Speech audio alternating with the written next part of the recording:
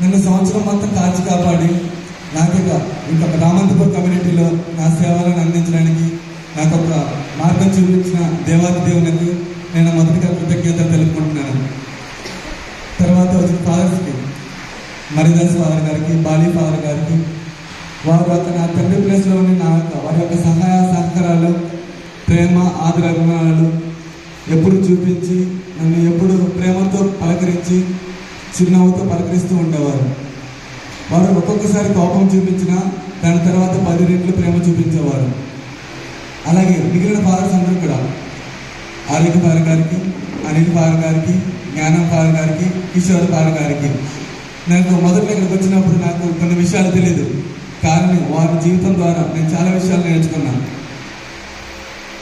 మీలోంచి నేను నేర్చుకున్న విలువలను ఎప్పటికీ నా జీవితంలో మార్గదర్శనంగా ఉంటాయని కోరుకుంటూ మీ ఆశీర్వాదం ఎల్లప్పుడూ నాతో ఉండాలని కోరుకుంటున్నాను. Fathers, thank you father for everything you have done for మీ.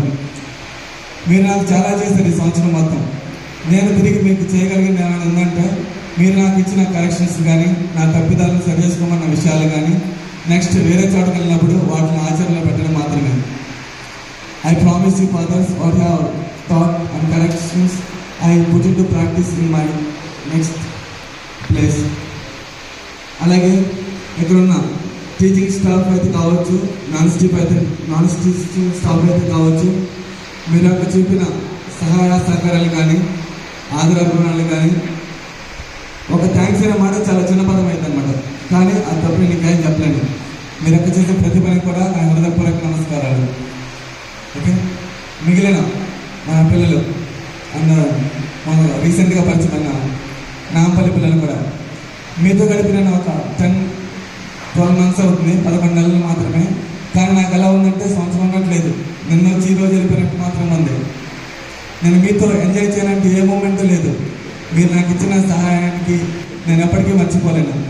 జీవితం అనేది ఒక బుక్ అయితే నేను మీతో గడిపిన కాలాన్ని కానీ, నా ఎక్స్పీరియన్స్ కానీ నేను ఎప్పటికీ ఒక న్యూ చాప్టర్ కింద గుర్తుపెట్టుకుంటాను.